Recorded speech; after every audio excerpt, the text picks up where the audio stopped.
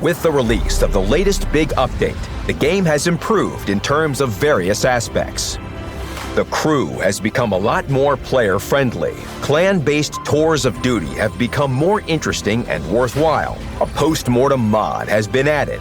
Onslaught has returned with new rewards and tournaments. The balance between maps and vehicles has been improved. A long-awaited line with interesting mechanics has been released. Find out all the details firsthand.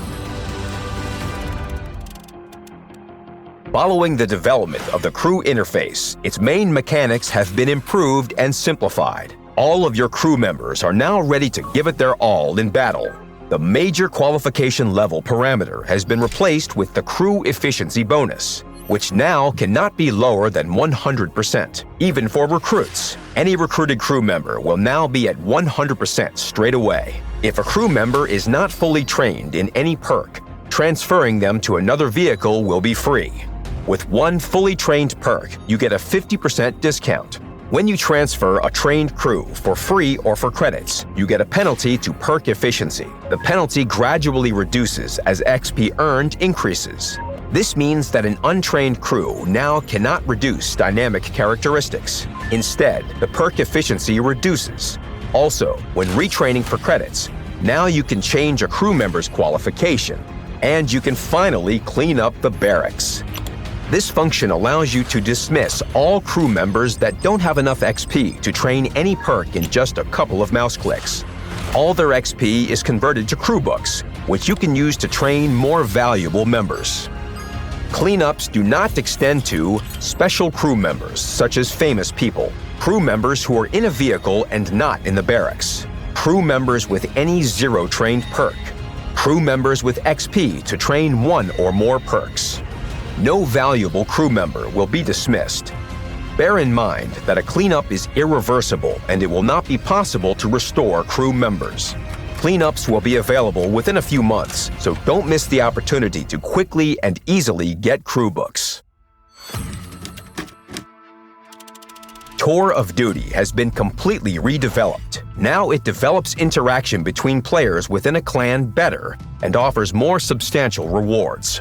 To progress through a tour, you need to complete 3 daily clan missions. One of them can be completed solo, and the other 2 only as part of a clan formation, whether it's a platoon, a super platoon in Onslaught, or a team in Strongholds and on the global map. For completing missions, you will receive tour points, which will bring the crew industrial resource and allow you to advance across the activity map. This is long-term progression, where you will be discovering one region after another. Progression across the map is individual for each player and is not reset if you switch clans. Every region you discover means enjoyable rewards, reserves, crew members, 2D styles, components for experimental equipment, and much more. You don't have to discover every single region to get to the finish. At the journey's end, a rare special Tier 10 tank awaits, the Caro 45T, together with the Proserpina 3D style.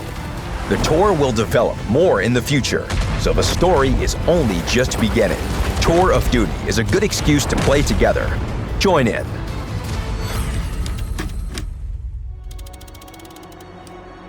This update sees the arrival in the game of something that answers every tanker's burning question.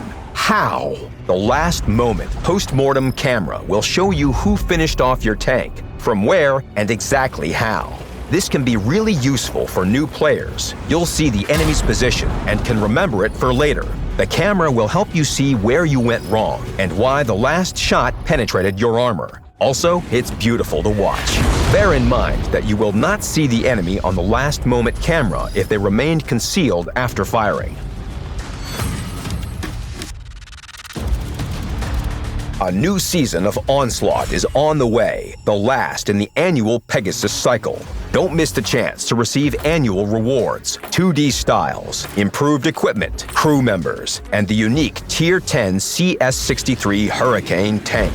This proud Pegasus with wings outstretched is already prepared to fly, carrying champions on its back. In the Onslaught shop, an upgraded version of the improved aiming equipment has arrived. This hasn't appeared in the game until now. It will help you achieve the lowest possible dispersion. Onslaught features new tournaments that are open to everyone. Intense battles, big prizes, and the spirit of esports are all available to anyone who can find and gather a team of 7 players. When one of these tournaments is active, you'll see a banner in the garage. Also, the Onslaught mode has been added to team training. Here, you can study changes to maps, prepare for a tournament, or even hold a match between teams. The mode itself has undergone some changes. The balance between role skills has been improved. Recon flight has been weakened. More role skills can now be used right from the start of battle. The list of rental vehicles for the mode has been updated. The Siegfried line map has been added, and Redshire has returned.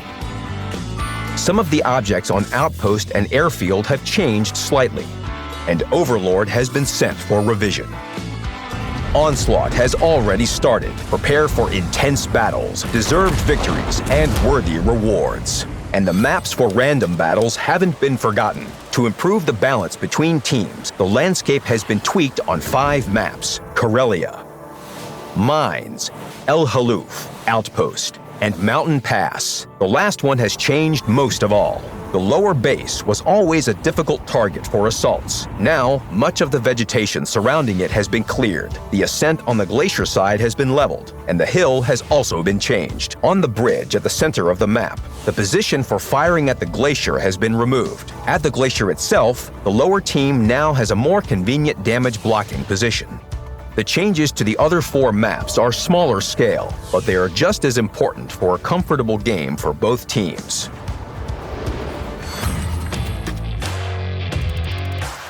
Work to balance high-tier vehicles is ongoing. The Panzer VII was for a long time one of the weakest siblings in the Super Heavy family. It's time to change that. The tank has gotten enhanced armor on the gun mantlet. Aiming time and penetration with APCR shells have improved. This will not make the vehicle overpowered, but will smooth out a few drawbacks and make the tank a worthy choice for fans of damage blocking. The Foch B has its fans, but all in all, it is no leader in terms of effectiveness or popularity. This tank hunter has gotten improved stabilization and mobility, helping you unleash its full attacking potential more often. Approximately the same improvements have been made to Tier 8 and Tier 9 vehicles. Now to the other side of the balance. The Super Conqueror has long dominated battlefields, remaining a virtually perfect vehicle for players of any level. Now it loses some of its hit points and rate of fire. The tank has retained all of its main advantages and playstyle, but it will be easier to face. The Minotauro used to be too hard a nut to crack in positional combat, making it uncomfortable to fight against. Its turret hatch armor has been weakened, but in return, it has gotten improved mobility and dispersion on the move. The Minotauro remains a formidable opponent, but it will now be easier to oust from its position. In addition, the frontal hull armor of the Minotauro's 2 predecessors has also been weakened. And finally, a new vehicle line. Polish tank destroyers are versatile hunters at medium and close ranges. They have proud names, balanced mobility and armoring, good damage, and new mechanics. Their deep-rifled guns are loaded with special APCR shells that fly at an extremely high velocity, but cause less damage the greater the range. The reduction is linear, starting from 50 meters. For instance, the Błyskawica causes 800 HP of average damage at close range, but just 300 HP from 500 meters. You can see the range to target and estimated average damage next to the reticle. Keep in mind that the damage depends not only on the range, but also on the base dispersion, plus or minus 25%. First, the damage reduction due to range is calculated, and then the dispersion is added to this value. Obviously, playing long-range sniper in these vehicles is not effective. You need to get as close as possible to the enemy, but at the same time stay level-headed and keep cautious. Then the Błyskawica's gun will make the most of its combination of good damage per shot and surprising rate of fire.